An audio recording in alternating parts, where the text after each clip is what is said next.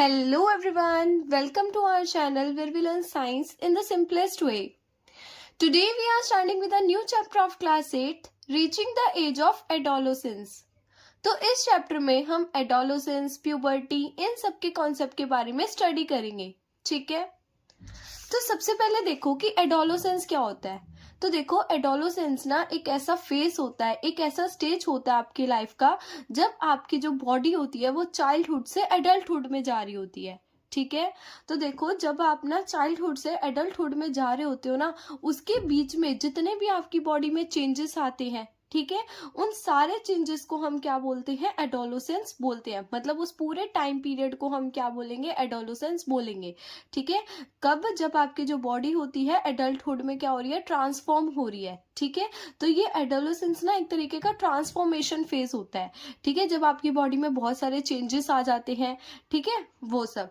तो देखो एडोलेसेंस क्या है, it is a time period of life. ये लाइफ का वो टाइम पीरियड है जब जो आपकी बॉडी है वो सेवरल चेंजेस के अंडर को जाती है. ठीक है, मतलब जब आपकी बॉडी में बहुत सारे चेंजेस होते हैं. ठीक है, it is the period between childhood and adulthood. ये चाइल्डहुड एंड एडल्टहुड के बीच का क्या है, पीरियड है. मतलब जो चाइल्डहुड से लेकर एडल्टहुड के बीच का जो फेज है, जो टाइम है, उस टाइम को बोलेंगे एडोलेसेंस. ठीक है, और ये जो फेज होता है ये ट्रांसफॉर्मेशन फेज होता है. मतलब यहाँ पे जो आपकी बॉडी होती है ना, कंप्लीटली क्या हो जाती है, ट्रांसफॉर्म हो जाती है. ठीक है, तो देखो बॉयज में क्या होता है, बॉयज में ये जो एडोलेसेंस की जो एज है ना वो 11 ईयर से स्टार्ट हो जाती है.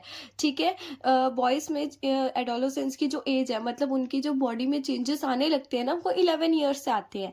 और गर्ल्स में क्या होता है, गर्ल्स में ये जो एडोलेसेंस की एज है ये थोड़ी जल्दी आ जाती है, मतलब 10 और 11 ईयर्स के बीच में आ जाती है. ठीक है, और ये एज खत्म कब होती है एडोलेसेंस की, मतलब कब ये टाइम पीरियड खत्म होता है, तो 18 टू 19 ईयर्स के बीच में ये आपका एडोलेसेंस होता है वो खत्म हो जाता है. ठीक है, और ये वाली जो 18 टू 19 ईयर्स तक की जो एज होती है ना, इस एज को हम बोलते हैं टीनेजर्स एज. ठीक है, मतलब 10 से लेकर 11 से लेकर 19 तक की एज को हम बोलते हैं टीनेजर्स एज, जिसमें जब चाइल्डहुड जो होता है वो एकदम एडल्टहुड में क्या हो जाता है, ट्रांसफॉर्म हो जाता है. ठीक है, तो अब देखते हैं कि प्यूबर्टी क्या होती है. तो देखो प्यूबर्टी का मतलब होता है कि जब जो ह्यूमन बॉडी होती है वो रिप्रोडक्शन की कैपेबल हो जाती है. ठीक है, इसका मतलब है कि ह्यूमन बॉडी के जो रिप्रोडक्टिव ऑर्गन्स हैं वो पूरे तरीके से डेवलप हो जाते हैं. तो उस टाइम पीरियड को हम बोलते हैं प्यूबर्टी. ठीक है, तो इस टाइम पे भी काफ़ी सारे क्या आते हैं, बॉडी में चेंजेस आते हैं, जैसे कि हाइट में इंक्रीज होना. आपने देखा होगा जैसे बॉयज़ और गर्ल्स की जो हाइट होती है वो क्या हो जाती है, इंक्रीज हो जाती है. ठीक है, जो बॉयज़ की हाइट होती है वो स्लोली इंक्रीज होती है, गर्ल्स की हाइट फास्ट इंक्रीज होती है, और एक टाइम पे आके गर्ल्स की जो हाइट होती है वो रुक जाती है. ठीक है, उसके बाद बॉडी शेप में चेंज आता है. ठीक है, जो बॉयज की बॉडी होती है वो कैसी हो जाती है, एकदम मस्कुलर हो जाती है, और जो गर्ल्स की बॉडी होती है वो उनके जो हिप्स होते हैं वो ब्रॉड होने लग जाते हैं, है ना, ब्रेस्ट डेवलपमेंट होती है. ठीक है, उसके बाद वॉइस में चेंज आना. वॉइस में चेंज आने का मतलब होता है, जैसे देखो बॉयज की जो आवाज़ होती है इस टाइम पे क्या हो जाती है, थोड़ी भारी हो जाती है ना, और गर्ल्स की जो आवाज़ होती है एकदम हाई पिच पे होती है. ठीक है, फीलिंग इंडिपेंडेंट, अपने आप को इंडिपेंडेंट फील करना, मतलब आप जो भी करना चाहते हो आप खुद से करना चाहते हो. ठीक है, अपने डिसीजन खुद लेना. ठीक है, थिंकिंग एबिलिटी इम्प्रूवमेंट, देखो इसमें आपकी जो सोचने की जो एबिलिटी होती है वो भी क्या हो जाती है, इम्प्रूव हो जाती है. ठीक है, फीलिंग इनसिक्योरिटी, इस टाइम पे ना आपको इनसिक्योरिटी काफ़ी फील होती है. इनसिक्योरिटी जैसे मान लो कि आपके जो मम्मी पापा होते हैं, आपको लगता है कि आपके मम्मी पापा जो हैं वो आपके दूसरे सिबलिंग को ज़्यादा प्यार कर रहे हैं, आपको कम प्यार कर रहे हैं. ऐसे आपको अपने दोस्तों से, क्लासमेट से इनसिक्योरिटीज़ होने लग जाती हैं. ठीक है, डेवलपमेंट ऑफ सेक्स ऑर्गन, जो सेक्स ऑर्गन होते हैं ना उनकी डेवलपमेंट हो जाती है. ठीक है, और जो स्वेट होता है आपकी बॉडी में, स्वेट ज़्यादा रिलीज होने लगता है. ऐसा क्यों होता है, क्योंकि आपकी बॉडी में जो सेबेशियस ग्लैंड होते हैं, सेबेशियस ग्लैंड का मतलब क्या होता है कि मतलब वो ग्लैंड्स का मतलब देखो पहले क्या होता है, ग्लैंड्स का मतलब होता है कि वो ऑर्गन या वो चीज़ें, वो टिश्यूज, वो सेल जो किसी चीज़ को प्रोड्यूस कर रहे हैं. ठीक है, तो इसका मतलब ग्लैंड होता है. सेबेशियस ग्लैंड का मतलब क्या होता है, जो स्वेट को प्रोड्यूस कर रहे हैं. तो आपकी बॉडी में ना स्वेट ज़्यादा बढ़ने लग जाता है. ठीक है, जिसकी वजह से जो आपकी स्किन होती है वो ऑयली हो जाती है, और आपके फेस पे ना काफ़ी सारे क्या होने लग जाते हैं, पिंपल्स आने लग जाते हैं. ठीक है, तो ये कुछ चेंजेस थे। तो अब देखते हैं पर्टिकुलर बॉयज़ में क्या चेंजेस आते हैं एंड गर्ल्स में क्या चेंजेस आते हैं। ठीक है, तो सबसे पहले देखो कि बॉयज़ में क्या क्या चेंजेस आते हैं। ठीक है, the growth of facial hair. तो देखो सबसे पहले फेशियल बॉयज़ के क्या होता है, जो फेस पे बियर्ड वगैरह आने लग जाती है ना। उसके बाद the growth of body hair, body पे उनकी हेयर आने लगते हैं, जैसे अंडर आर्म हो गया, एब्डोमेन एरिया हो गया, चेस्ट हेयर आने लग जाते हैं, प्यूबिक के हेयर होने लग जाते हैं, उनकी बॉडी पे ग्रो होने लग जाते हैं। और उनकी जो चेस्ट होती है और जो शोल्डर होते हैं ना, वो वाइडर हो जाते हैं। ठीक है, वो वाइड हो जाते हैं। द बॉडी बिकम मस्कुलर, और जो बॉडी होती है वो मस्कुलर बन जाती है। ठीक है, skin become more rough and porous. जो स्किन होती है ना वो पोरस हो जाती है। जैसे पोरस का मतलब जैसे देखा होगा, ऐसे ओपन ओपन से ऐसे पोर्स होने लग जाते हैं स्किन पे। ठीक है, जिसकी वजह से जो स्किन होती है वो काफ़ी ऑयली होने लग जाती है और स्किन पे पिंपल्स ज़्यादा आने लगते हैं। ठीक है, सिक्रीशन ऑफ स्वेट ग्लैंड जो होता है वो इंक्रीज हो जाता है। ठीक है, तो अब देखते हैं कि लैरिंक्स क्या होता है। लैरिंक्स वो होता है जो मतलब आवाज़ को प्रोड्यूस करता है, वॉइस को प्रोड्यूस करता है। तो देखो बॉयज़ की जो आवाज़ होती है ना वो क्या हो जाती है, थोड़ी भारी भारी हो जाती है, थोड़ी फटी फटी सी हो जाती है। ठीक है, और उनके जो गले का एरिया होता है ना वो ऐसे उठा उठा सा होने लगता है, जिसको बोलते हैं हम Adam apple. Larynx voice box protrude out, voice box become deep and हस। ठीक है, और थिंकिंग एबिलिटी क्या हो जाती है, इम्प्रूव हो जाती है।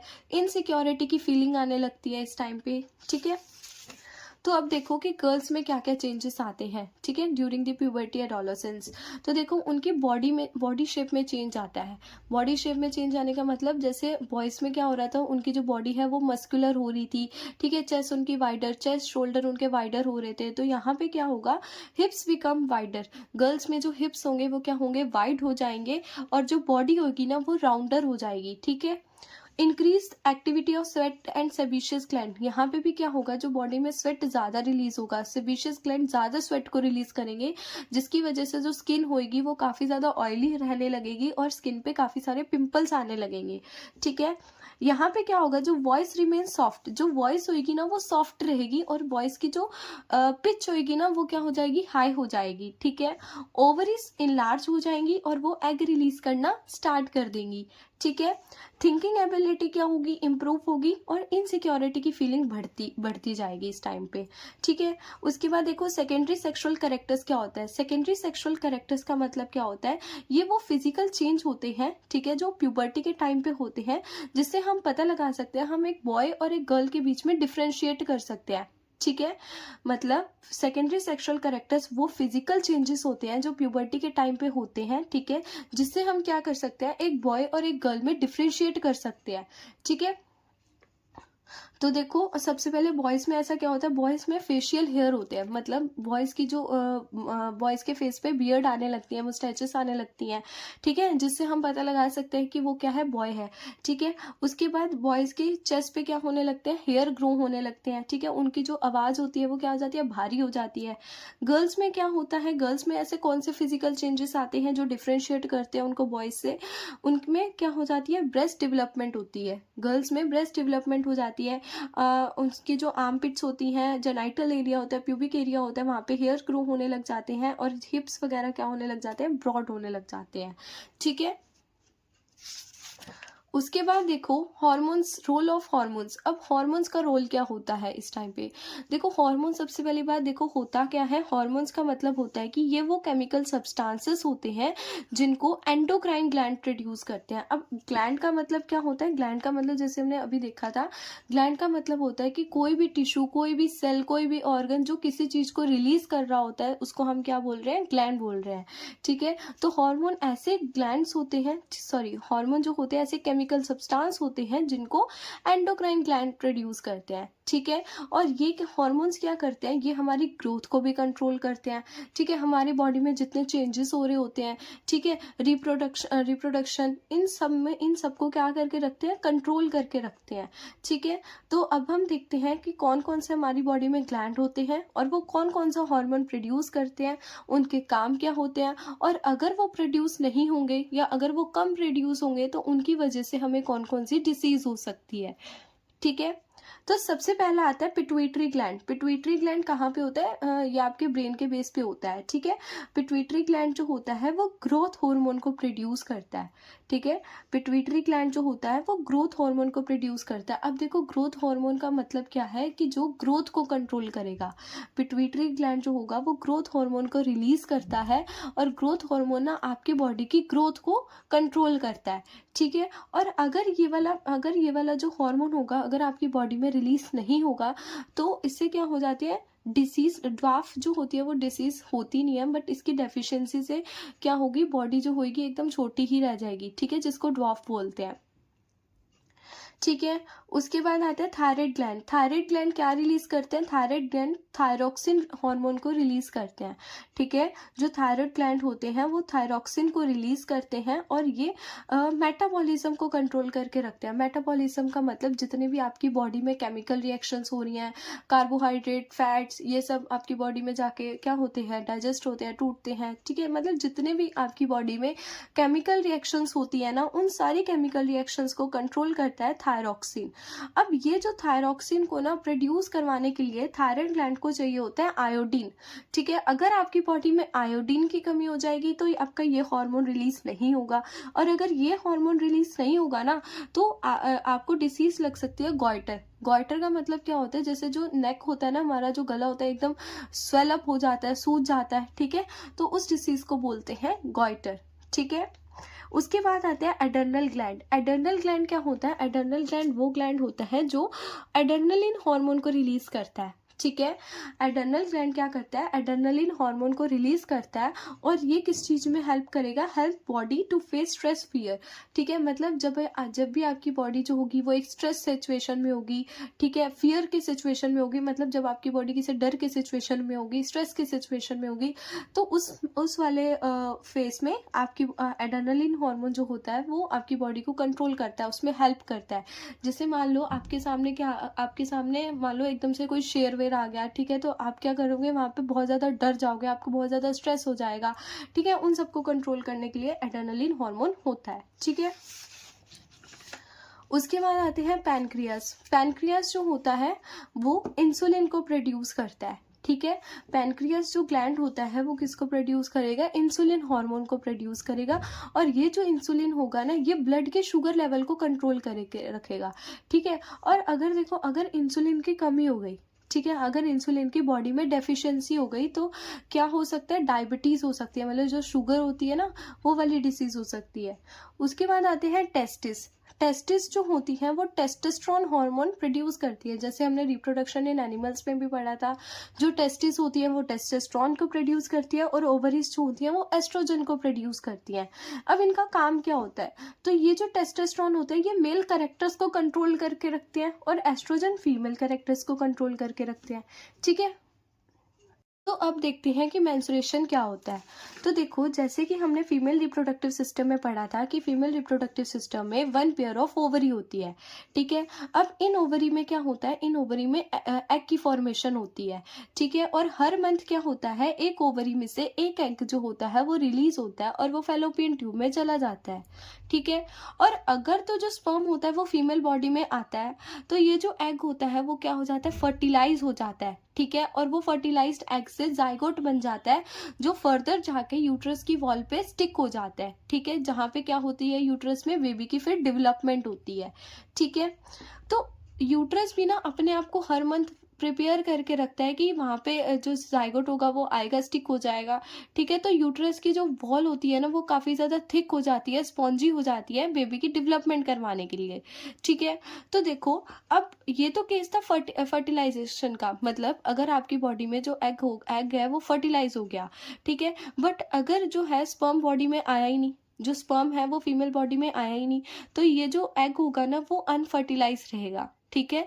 जो एग होगा वो अनफर्टिलाइज रहेगा और ये डिजनरेट हो जाएगा, ठीक है। अब देखो अब यहाँ पे कोई भी जाइगोट बना ही नहीं, कोई भी जाइगोट नहीं बना, तो ये जो यूट्रस की जो वॉल होंगी ना जो काफी ज्यादा थिक हो गई थी, काफी ज्यादा स्पॉन्जी हो गई थी, ये शेड हो जाएंगी, ठीक है। ये शेड हो जाएंगी, ये टूट जाएंगी ब्लड की फॉर्म में, और ये ब्लड की फॉर्म में क्या होगा? वजाइना के थ्रू ये ब्लड बाहर निकल जाएगा बॉडी से, ठीक है। अब देखो मेंस्ट्रुएशन क्या है. It is the monthly bleeding in the females in which thick lining of the uterus and an unfertilized egg is shed off from the body. तो ये मंथली ब्लीडिंग होती है फीमेल्स में, जैसे कि मैंने बताया था ये 28 to 30 डेज में होता है. ठीक है, यहाँ पे क्या होता है, जो यूट्रस की जो थिक लाइनिंग होती है और जो अनफर्टिलाइज्ड एग होता है वो शेड ऑफ हो जाता है बॉडी से. ठीक है, तो अब देखो मेनार क्या है. जब फर्स्ट टाइम किसी गर्ल की बॉडी में क्या होती है, मेंस्ट्रुएशन स्टार्ट होती है. ठीक है, फर्स्ट टाइम उनको मेंस्ट्रुअल फ्लो होता है. ठीक है, तो उसको बोलते हैं मेनार्क. और मेनोपॉज क्या होता है, जब मेंस्ट्रुएशन स्टॉप हो जाते हैं. ठीक है, मेनार कब स्टार्ट होता है, ये स्टार्ट हो जाता है 10 to 11 ईयर्स की एज में ये स्टार्ट हो जाता है. ठीक है, मेनोपॉज कब होता है, मतलब मेंस्ट्रुएशन का स्टॉपेज कब होता है, ये 45 to 50 ईयर्स में मेंस्ट्रुएशन जो होती है वो स्टॉप हो जाती है फीमेल बॉडी में. ठीक है, उसके बाद यही लिखा हुआ है यहाँ पे जो मेंस्ट्रुअल का मैंने आपको समझाया था. इफ द फर्टिलाइजेशन हैपन, अगर जो फर्टिलाइजेशन है वो बॉडी में हो जाती है तो क्या होता है, जाइगोट होता है, जाइगोट फॉर्म हो जाता है और इसकी वजह से क्या हो जाती है, प्रेगनेंसी हो जाती है. और अगर जो एग है वो फर्टिलाइज ही नहीं होता तो यूट्रस की जो लाइनिंग हो जाती है वो टूट जाती है, जिसकी वजह से ब्लीडिंग होती है और उसी को हम क्या बोलते हैं, मेंस्ट्रुएशन बोलते हैं. ठीक है, उसके बाद आते हैं सेक्स डिटर्मिनेशन पे, मतलब कि हम किसी बेबी का सेक्स कैसे पता लगा सकते हैं कि वो मेल है या वो फीमेल है. ठीक है, तो जैसे कि सब बोलते हैं कि जो बेबी का जो जेंडर होता है, बेबी का जो सेक्स होता है वो फीमेल की बॉडी पे डिपेंड होता है ना, बट ऐसा कुछ भी नहीं होता. जो बेबी का जो सेक्स होता है ना वो मेल पे डिपेंड होता है. तो देखो कैसे, chromosome in the fertilize egg decide the baby sex. ठीक है, देखो सबसे पहले क्रोमोसोम क्या होते हैं, क्रोमोसोम एक ऐसे थ्रेड लाइक स्ट्रक्चर होते हैं जो सेल्स के न्यूक्लियस में प्रेजेंट होते हैं. ठीक है, तो जो क्रोमोसोम्स होते हैं ना फर्टिलाइज एग में, वो क्या करते हैं, बेबी के सेक्स को डिसाइड करते हैं. ठीक है, अब देखो एक ह्यूमन बॉडी में 46 क्रोमोसोम होते हैं.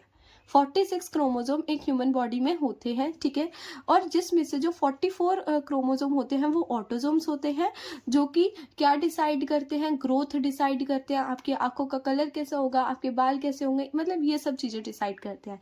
ठीक है, और बाकी के जो 2 क्रोमोसोम होते हैं वो सेक्स क्रोमोसोम होते हैं, जो क्या डिसाइड करेंगे, मेल एंड फीमेल. ठीक है, 2 क्रोमोसोम होते हैं, एक मेल एंड फीमेल. ठीक है, मेल में जो क्रोमोसोम होता है, मेल का जो क्रोमोसोम होता है वो XY होता है एंड फीमेल का जो क्रोमोसोम होता है वो क्या होता है, XX होता है.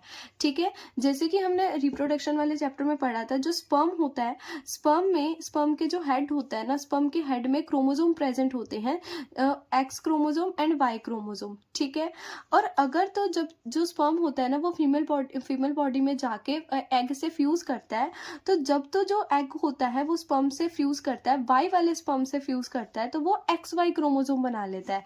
ठीक है, XY क्रोमोसोम का मतलब क्या होगा, जो बेबी का जो सेक्स होगा, बेबी का जो जेंडर होगा वो क्या होगा, बॉय होगा.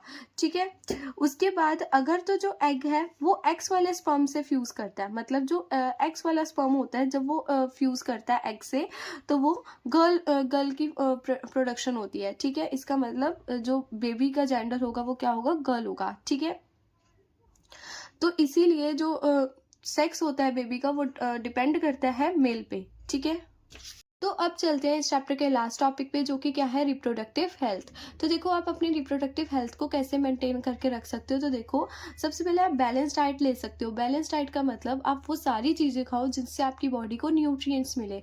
न्यूट्रिएंट्स का मतलब होता है वो सारे प्रोडक्ट जो आपकी बॉडी के लिए क्या होते हैं, इसेंशियल होते हैं, जैसे कार्बोहाइड्रेट, फैट्स, विटामिन, मिनरल्स, ये सब. ठीक है, उसके बाद आता है पर्सनल हाइजीन. पर्सनल हाइजीन का मतलब आपको अपनी खुद की साफ सफाई अच्छे से रखनी होती है. ठीक है, जैसे कि it is specially for the girls, जैसे गर्ल्स को अपने बॉडी का मेंस्ट्रुएशन के टाइम पे ज़्यादा ध्यान रखना चाहिए, तब ज़्यादा हाइजीन को उनको मेंटेन करके रखना चाहिए.